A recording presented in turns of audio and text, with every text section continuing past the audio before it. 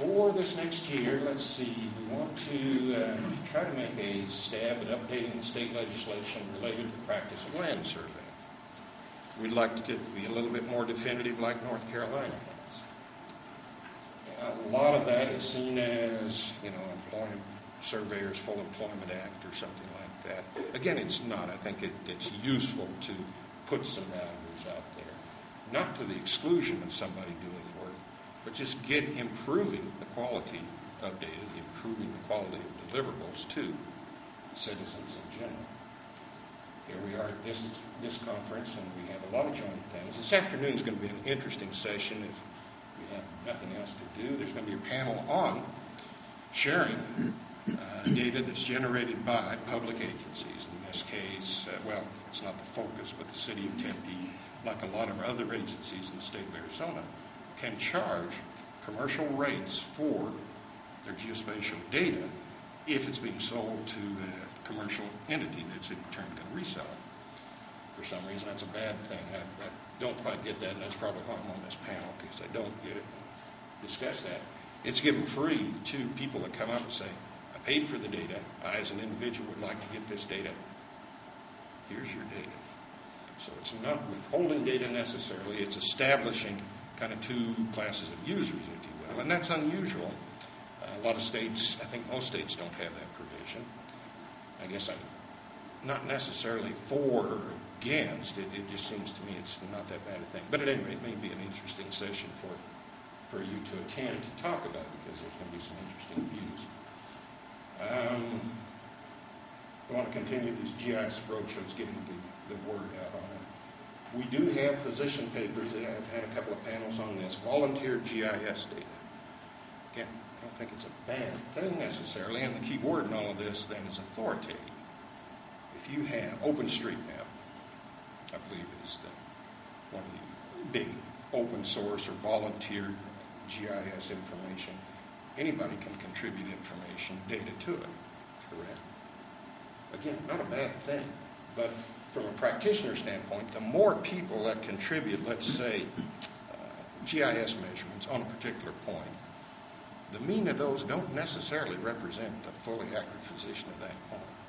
Over time, it may be over here someplace. We've got a hell of a bunch of measurements, but they're in the wrong place. Yeah, volunteer GIS data is one of those. Again, you use at your own risk. You wouldn't be using it, I don't think, to certify property boundaries. However, very useful for things like, right now at this particular position, there's a riot going on, and maybe you don't want to go there. Okay, get around that. There are some NSRS 2007 issues, a more current datum, or the most current data expression out there. And the thing to know from an Esri GIS standpoint is when you press that button to do a reprojection over to NSRS 2007 state plane system, you look at the results really closely, nothing has moved, right? There is no recognized reprojection for the NSRS 2007. That's what the NGS tells you.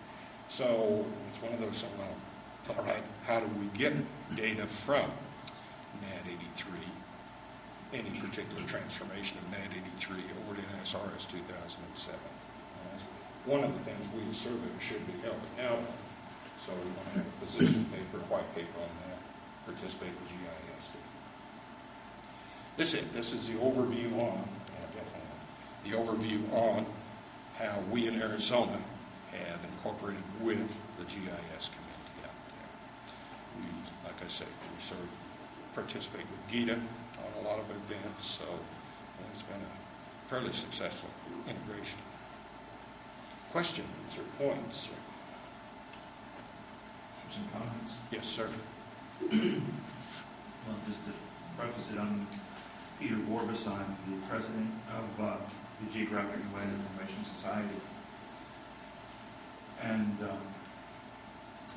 we have, in GLIS, for a number of years, we've had initiatives to get all the state surveying societies involved in GIS-type activities for the surveyors. And I commend Arizona for truly being a leader in taking a lot of risk. It's just absolutely amazing to see the very tangible results, and then you spoke about the surveyors that have embraced the technology, the geospatial technology that exists today that weren't before, and they're the ones that are working and can't keep up with the workloads. And that's a true statement when we go around the rest of the country, and it is. New Jersey's a leader as well, and when we see those folks that have embraced those technologies are just doing very, very well. It's just beautiful. I think the road show should not be limited to just Arizona, but I think Arizona's road show should be going around to other states, surveying societies, and demonstrating, and together with maybe Texas and New Jersey, and share some of that responsibility, but show the surveyors the opportunities that exist there. And I'd like to say that the GIS meetings are happening, the membership meetings are happening today, and at 2:30 to 3 o'clock, it is on our agenda to talk about the State Surveying Society representation and GIS participation from all states surveying societies in GIS ACSM. And right after that, at 3 o'clock, we are going to a short dialogue on the National Geospatial Advisory Committee, of which ACSM has finally submitted some names for representation there, and Dr. Frank Derby from Penn State has been representing ACSM and GIS, and he has a report. He's not here, but he has sent his report through on what's happening very recently, like up to the last couple of days. So I think that's commendable. I have a question, this interests me. Is in tax mapping in Arizona, is there a requirement that a licensed land surveyor is part of that process or signs on those things? Good question, and the answer is no. We respond, well, we should be the ones that are signing the plan, the original subdivision of the land. Subsequent subdivision of the land is not an idea, but as far as the tax parcel mapping responsibility, typically it's the assessors, the county assessors. So if somebody splits their parcel, divides it into two, they should typically go to the cities first to do that sort of thing, because there may be some specific statutes like hillside lots that they divide their parcel in two, but now they have minimum building areas on either of those parcels to build something. Most people just go, I think, down to the recorder's office and say, I'm going to split the lot. So there are specific rules. If it's over, up to 3 or 5 lots, there's a certain number of subdivisions you can do to an overall platted lot. And so once you pass either 3 or 5, you've got to have a land surveyor in charge of or signing off on that particular subdivision of originally platted lots. One of the reasons that I asked is, from what I've heard, there may be only 2 states in the country that require a licensed land surveyor to be part of the process of the tax mapping. And what we've seen states do as far as to create parcel maps, so taking the best available data that they have, which would be hard copy tax sheets, scanning them, rubber sheeting them, I like the edge matching term that they use, etc. And it's apparent that throughout this process, contrary to what the National Academy of Sciences recommends that the surveyor be part of that, there's a lot of this parcel mapping that's going on in the states without the surveyors. And that's really, I think, the Surveyors Employment Act is to get themselves involved in that process. And then the certifications and the authoritative part of all of that